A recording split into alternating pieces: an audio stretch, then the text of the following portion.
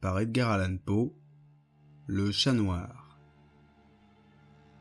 Relativement à la très étrange et pourtant très familière histoire que je vais coucher par écrit, je n'attends ni ne sollicite la créance. Vraiment, je serais fou de m'y attendre dans un cas où mes sens eux-mêmes rejettent leur propre témoignage. Cependant, je ne suis pas fou, et très certainement je ne rêve pas. Mais demain je meurs, et aujourd'hui je voudrais décharger mon âme. Mon dessein immédiat est de placer devant le monde clairement, succinctement et sans commentaire, une série de simples événements domestiques. Dans leurs conséquences, ces événements m'ont terrifié, m'ont torturé, m'ont anéanti. Cependant, je n'essaierai pas de les élucider. Pour moi, ils ne m'ont guère présenté que de l'horreur. À beaucoup de personnes, ils paraîtront moins terribles que baroques. Plus tard, peut-être, il se trouvera une intelligence qui réduira mon fantôme à l'état de lieu commun. Quelque intelligence plus calme, plus logique et beaucoup moins excitable que la mienne, qui ne trouvera dans les circonstances que je raconte avec terreur qu'une succession ordinaire de causes et d'effets très naturels.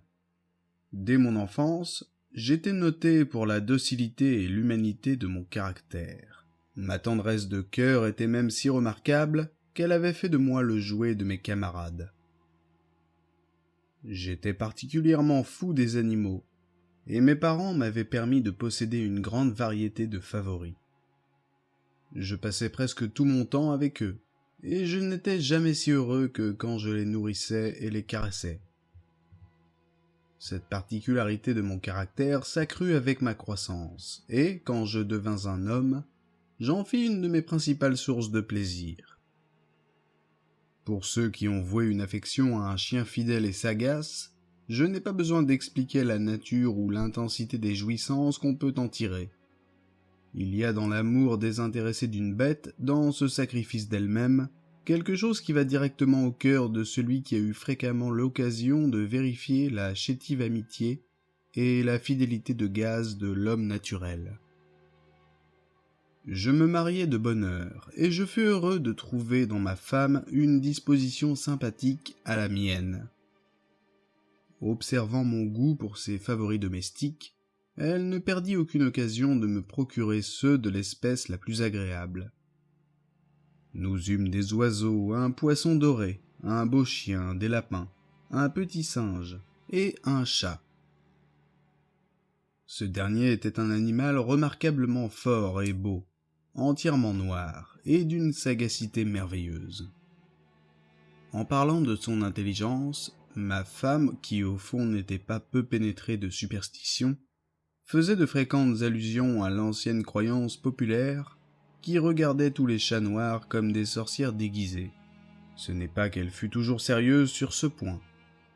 Et si je mentionne la chose, c'est simplement parce que cela me revient en ce moment même, à la mémoire. Pluton, c'était le nom du chat, était mon préféré, mon camarade. Moi seul, je le nourrissais, et il me suivait dans la maison partout où j'allais. Ce n'était même pas sans peine que je parvenais à l'empêcher de me suivre dans les rues. Notre amitié subsista ainsi plusieurs années, durant lesquelles l'ensemble de mon caractère et de mon tempérament, par l'opération du démon intempérance, je rougis de le confesser, subit une altération radicalement mauvaise. Je devins de jour en jour plus morne, plus irritable, plus insoucieux des sentiments des autres. Je me permis d'employer un langage brutal à l'égard de ma femme. À la longue, je lui infligeais même des violences personnelles. Mes pauvres favoris, naturellement, durent ressentir le changement de mon caractère. Non seulement je les négligeais, mais je les maltraitais.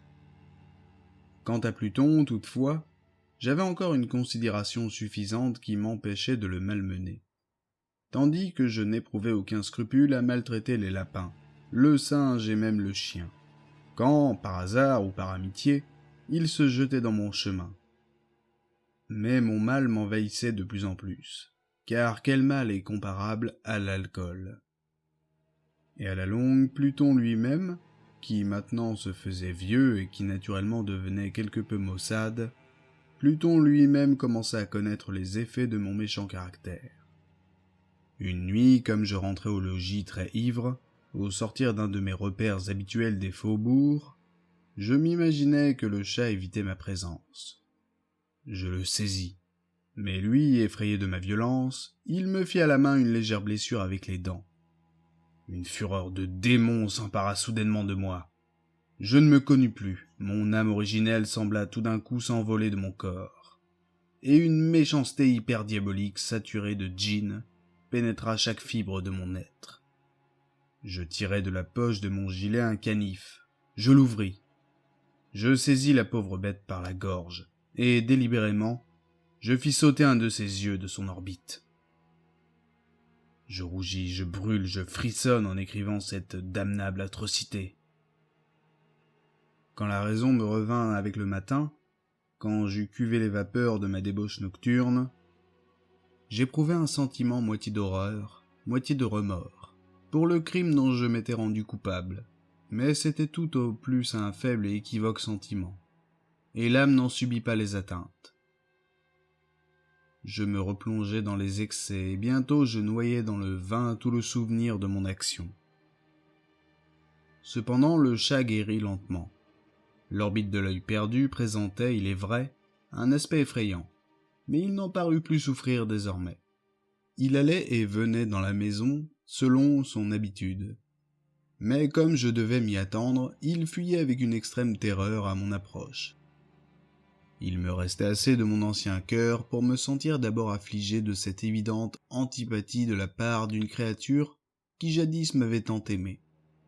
Mais ce sentiment fit bientôt place à l'irritation. Et alors apparut comme pour ma chute finale et irrévocable, l'esprit de perversité. De cet esprit, la philosophie ne tient aucun compte. Cependant, aussi sûr que mon âme existe, je crois que la perversité est une des primitives impulsions du cœur humain. Une des indivisibles premières facultés ou sentiments qui donnent la direction au caractère de l'homme. Qui ne s'est pas surpris 100 fois commettant une action sotte ou vile, par la seule raison qu'il savait devoir ne pas la commettre? N'avons-nous pas une perpétuelle inclination, malgré l'excellence de notre jugement, à violer ce qui est la loi, simplement parce que nous comprenons que c'est la loi? Cet esprit de perversité, dis-je, vint causer ma déroute finale. C'est ce désir ardent, insondable de l'âme, de se torturer elle-même, de violenter sa propre nature, de faire le mal pour l'amour du mal seul, qui me poussait à continuer et finalement à consommer le supplice que j'avais infligé à la bête inoffensive. Un matin, de sang-froid, je glissai un nœud coulant autour de son cou, et je le pendis à la branche d'un arbre. Je le pendis avec des larmes plein mes yeux, avec le plus amer remords dans le cœur. Je le pendis parce que je savais qu'il m'avait aimé, et parce que je sentais qu'il ne m'avait donné aucun sujet de colère. Je le pendis parce que je savais qu'en faisant ainsi je commettais un péché mortel qui compromettait mon âme immortelle, au point de la placer, si une telle chose était possible, même au-delà de la miséricorde infinie du Dieu très miséricordieux et très terrible. Dans la nuit qui suivit le jour où fut commise cette action cruelle, je fus tiré de mon sommeil par le cri « Au feu !» Les rideaux de mon lit étaient en flammes. Toute la maison flambait. Ce ne fut pas sans une grande difficulté que nous échappâmes à l'incendie, ma femme, un domestique et moi. La destruction fut complète. Toute ma fortune fut engloutie, et je m'abandonnai dès lors au désespoir. Je ne cherche pas à établir une liaison de cause à effet entre l'atrocité et le désastre. Je suis au-dessus de cette faiblesse. Mais je rends compte d'une chaîne de faits, et je ne veux pas négliger un seul anneau. Le jour qui suivit l'incendie, je visitai les ruines. Les murailles étaient tombées, une seule exceptée, et cette seule exception se trouva être une cloison intérieure, peu épaisse, située à peu près au milieu de la maison, et contre laquelle s'appuyait le chevet de mon lit. La maçonnerie avait ici en grande partie résisté à l'action du feu, fait que j'attribuais à ce qu'elle avait été récemment remise à neuf.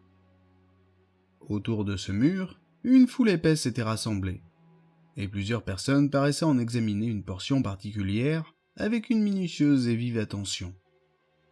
Les mots étranges, singuliers et autres expressions analogues excitèrent ma curiosité.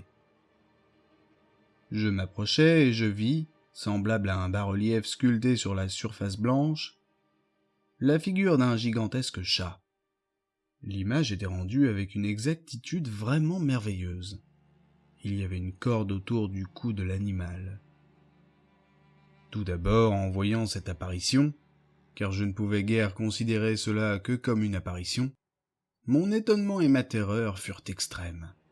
Mais enfin, la réflexion vint à mon aide. Le chat, je m'en souvenais, avait été pendu dans un jardin adjacent à la maison. Au cri d'alarme, ce jardin avait été immédiatement envahi par la foule, et l'animal avait dû être détaché de l'arbre par quelqu'un et jeté dans ma chambre à travers une fenêtre ouverte. Cela avait été fait sans doute dans le but de m'arracher au sommeil. La chute des autres murailles avait comprimé la victime de ma cruauté dans la substance du plâtre fraîchement étendu. La chaux de ce mur, combinée avec les flammes et l'ammoniaque du cadavre, avait ainsi opéré l'image telle que je la voyais.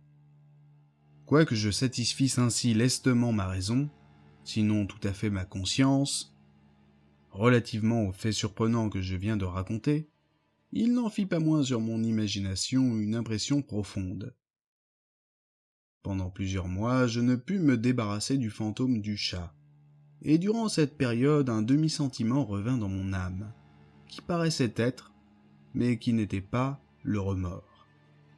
J'allais jusqu'à déplorer la perte de l'animal, et à chercher autour de moi dans les bouges méprisables que maintenant je fréquentais habituellement, un autre favori de la même espèce, et d'une figure à peu près semblable pour le suppléer.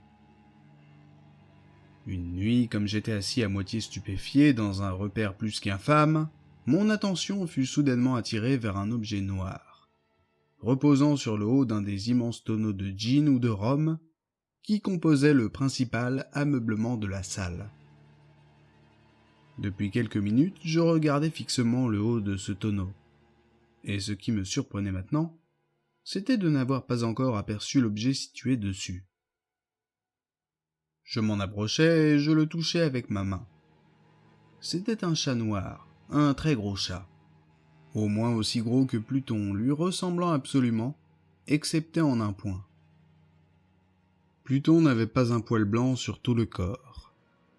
Celui-ci portait une éclaboussure large et blanche, mais d'une forme indécise, qui couvrait presque toute la région de la poitrine. À peine l'eus-je touché qu'il se leva subitement, ronronna fortement, se frotta contre ma main et parut enchanté de mon attention. C'était donc là la vraie créature dont j'étais en quête. J'offris tout de suite au propriétaire de le lui acheter. Mais cet homme ne le revendiqua pas, ne le connaissait pas, ne l'avait jamais vu auparavant. Je continuai mes caresses et quand je me préparais à retourner chez moi, l'animal se montra disposé à m'accompagner. Je lui permis de le faire, me baissant de temps à autre et le caressant en marchant. Quand il fut arrivé à la maison, il s'y trouva comme chez lui, et devint tout de suite le grand ami de ma femme.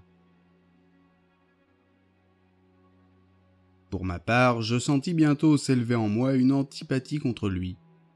C'était justement le contraire de ce que j'avais espéré.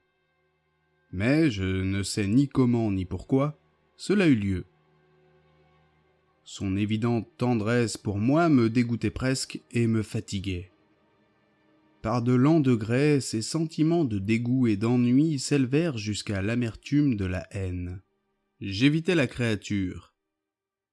Une certaine sensation de honte et le souvenir de mon premier acte de cruauté m'empêchèrent de la maltraiter.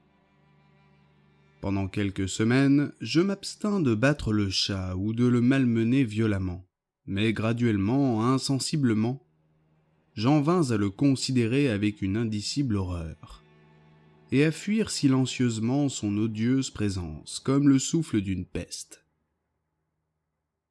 Ce qui ajouta sans doute à ma haine contre l'animal fut la découverte que je fis le matin après l'avoir amené à la maison, que, comme Pluton, lui aussi avait été privé d'un de ses yeux.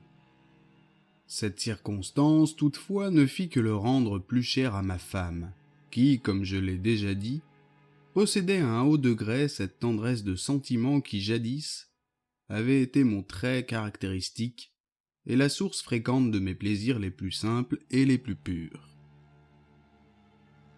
Néanmoins, l'affection du chat pour moi paraissait s'accroître en raison de mon aversion contre lui. Il suivait mes pas avec une opiniâtreté qu'il serait difficile de faire comprendre au lecteur.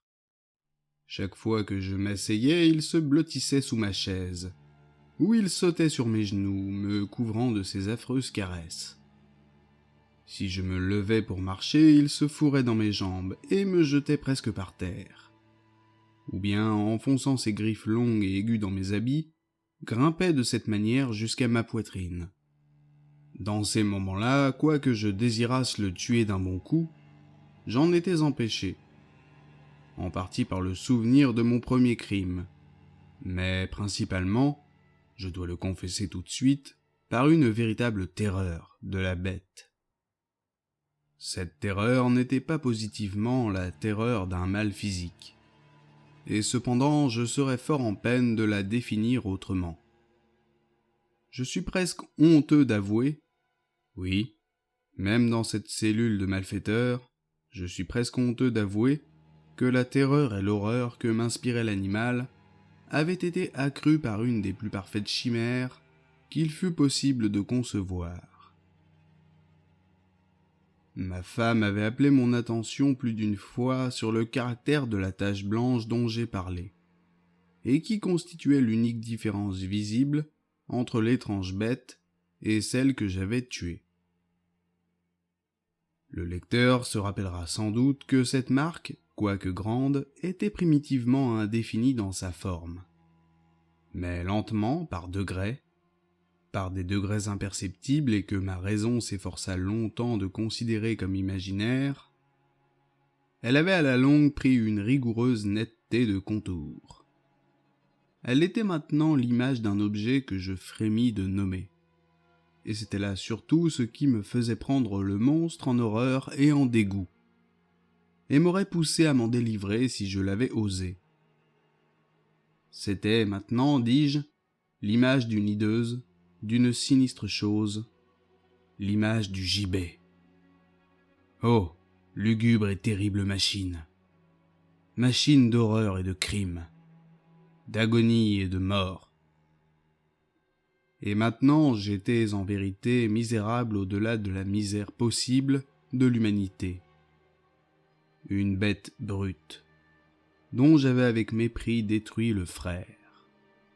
Une bête brute engendrée pour moi, homme façonné à l'image du Dieu très haut.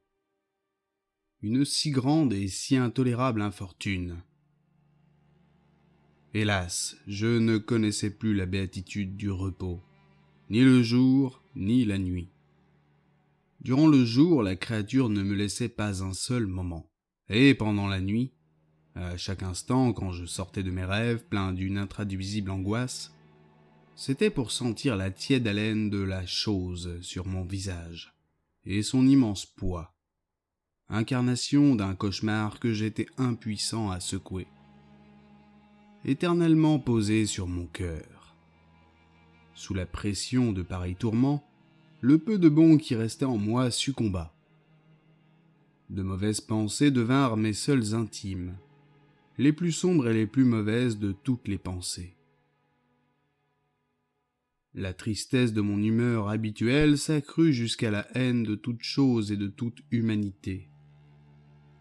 Cependant, ma femme, qui ne se plaignait jamais, hélas, était mon souffre-douleur ordinaire, la patiente victime des soudaines, fréquentes et indomptables éruptions d'une furie à laquelle je m'abandonnais dès lors aveuglément. Un jour, elle m'accompagna pour quelques besognes domestiques dans la cave du vieux bâtiment où notre pauvreté nous contraignait d'habiter. Le chat me suivit sur les marches roides de l'escalier, et, m'ayant presque culbuté la tête la première, m'exaspéra jusqu'à la folie. Levant une hache et oubliant dans ma rage la peur puérile qui jusque-là avait retenu ma main, j'adressai à l'animal un coup qui eût été mortel, s'il avait été porté comme je voulais. Mais ce coup fut arrêté par la main de ma femme. Cette intervention m'aiguillonna jusqu'à une rage plus que démoniaque. Je débarrassai mon bras de son étreinte et lui enfonçai ma hache dans le crâne. Elle tomba morte sur la place sans pousser un gémissement. Cet horrible meurtre accompli, je me mis immédiatement et très délibérément en mesure de cacher le corps. Je compris que je ne pouvais pas le faire disparaître de la maison, soit de jour, soit de nuit, sans courir le danger d'être observé par les voisins. Plusieurs projets traversèrent mon esprit. Un moment, j'eus l'idée de couper le cadavre par petits morceaux et de les détruire par le feu. Puis je résolus de creuser une fosse dans le sol de la cave. Puis je pensai à le jeter dans le puits de la cour. Puis à l'emballer dans une caisse comme marchandise, avec les formes usitées, et à charger un commissionnaire de le porter hors de la maison. Finalement, je m'arrêtai à un expédient que je considérais comme le meilleur de tous. Je me déterminai à le murer dans la cave, comme les moines du Moyen-Âge muraient, dit-on, leurs victimes. La cave était fort bien disposée pour un pareil dessein. Les murs étaient construits négligemment et avaient été récemment enduits dans toute leur étendue d'un gros plâtre que l'humidité de l'atmosphère avait empêché de durcir. De plus, dans l'un des murs, il y avait une saillie causée par une fausse cheminée ou une espèce d'âtre, qui avait été comblée et maçonnée dans le même genre que le reste de la cave. Je ne doutais pas qu'il ne me fût facile de déplacer les briques à cet endroit, d'y introduire le corps et de murer le tout de la même manière, de sorte qu'aucun œil n'y put rien découvrir de suspect. Et je ne fus pas déçu dans mon calcul. À l'aide d'une pince, je délogeai très aisément les briques, et, ayant soigneusement appliqué le corps contre le mur intérieur, je le soutins dans cette position jusqu'à ce que j'eusse rétabli, sans trop de peine, toute la maçonnerie dans son état primitif. M'étant procuré du mortier, du sable et du poids avec toutes les précautions imaginables, je préparai un crépi qui ne pouvait pas être distingué de l'ancien, et j'en recouvris très soigneusement le nouveau briquetage. Quand j'eus fini, je vis avec satisfaction que tout était pour le mieux. Le mur ne présentait pas la plus légère trace de dérangement. J'enlevai tous les gravats avec le plus grand soin. J'épluchai, pour ainsi dire, le sol. Je regardai triomphalement autour de moi et me dis à moi-même « Ici au moins, ma peine n'aura pas été perdue. » Mon premier mouvement fut de chercher la bête qui avait été la cause d'un si grand malheur. Car à la fin, j'avais résolu fermement de la mettre à mort. Si j'avais pu la rencontrer dans ce moment, sa destinée était claire. Mais il paraît que l'artificieux animal avait été alarmé par la violence de ma récente colère, et qu'il prenait soin de ne pas se montrer dans l'état actuel de mon humeur. Il est impossible de décrire ou d'imaginer la profonde, la béate sensation de soulagement que l'absence de la détestable créature détermina dans mon cœur. Elle ne se présenta pas de toute la nuit, et ainsi ce fut la première bonne nuit, depuis son introduction dans la maison, que je dormis solidement et tranquillement. Oui, je dormis avec le poids de ce meurtre sur l'âme. Le second et le troisième jour s'écoulèrent, et cependant mon bourreau ne vint pas. Une fois encore, je respirais comme un homme libre. Le monstre, dans sa terreur, avait vidé les lieux pour toujours. Je ne le verrais donc plus jamais. Mon bonheur était suprême. La criminalité de ma ténébreuse action ne m'inquiétait que fort peu. On avait bien fait une espèce d'enquête, mais elle s'était satisfaite à bon marché. Une perquisition avait même été ordonnée. Mais naturellement, on ne pouvait rien découvrir. Je regardais ma félicité à venir comme assurée. Le 4e jour depuis l'assassinat, une troupe d'agents de police vint très inopinément à la maison et procéda de nouveau à une rigoureuse investigation des lieux. Confiant néanmoins dans l'impénétrabilité de la cachette, je n'éprouvais aucun embarras. Les officiers me firent les accompagner dans leurs recherches. Ils ne laissèrent pas un coin, pas un angle inexploré. À la fin, pour la 3e ou 4e fois, ils descendirent dans la cave. Pas un muscle en moi ne tressaillit. Mon cœur battait paisiblement, comme celui d'un homme qui dort dans l'innocence. J'arpentais la cave d'un bout à l'autre. Je croisais mes bras sur ma poitrine et me promenais çà et là avec aisance. La police était pleinement satisfaite et se préparait à décamper. La jubilation de mon cœur était trop forte pour être réprimée. Je brûlais de dire au moins un mot, rien qu'un mot, en manière de triomphe, et de rendre 2 fois plus convaincus leur conviction de mon innocence. « Gentlemen !» dis-je à la fin, comme leur troupe remontait l'escalier. « Je suis enchanté d'avoir apaisé vos soupçons. Je vous souhaite à tous une bonne santé et un peu plus de courtoisie. Soit dit en passant, gentlemen, voilà une maison singulièrement bien bâtie. » Dans mon désir enragé de dire quelque chose d'un air délibéré, je savais à peine ce que je débitais. Je puis dire que c'est une maison admirablement bien construite. Ces murs. Est-ce que vous partez, gentlemen ? Ces murs sont solidement maçonnés. Et ici, par une bravade frénétique, je frappais fortement avec une canne que j'avais à la main, juste sur la partie du briquetage derrière laquelle se tenait le cadavre de l'épouse de mon cœur. Ah ! Qu'au moins Dieu me protège et me délivre des griffes de l'archidémon. À peine l'écho de mes coups était-il tombé dans le silence qu'une voix me répondit du fond de la tombe. Une plainte d'abord voilée et entrecoupée, comme le sanglotement d'un enfant. Puis bientôt, s'enflant en un cri prolongé, sonore et continu tout à fait anormal et anti-humain, un hurlement, un glapissement moitié horreur et moitié triomphe, comme il en peut monter seulement de l'enfer. Affreuse harmonie jaillissant à la fois de la gorge des damnés dans leur torture et des démons exultant dans la damnation. Vous dire mes pensées, ce serait folie. Je me sentis défaillir et je chancelai contre le mur opposé. Pendant un moment, les officiers placés sur les marches restèrent immobiles, stupéfiés par la terreur. Un instant après, une douzaine de bras robustes s'acharnaient sur le mur. Il tomba tout d'une pièce. Le corps, déjà grandement délabré et souillé de sang grumelé, se tenait droit devant les yeux des spectateurs. Sur sa tête, avec la gueule rouge dilatée et l'œil unique flamboyant, était perchée la hideuse bête dont l'astuce m'avait induit à l'assassinat, et dont la voix révélatrice m'avait livré au bourreau. J'avais muré le monstre dans la tombe.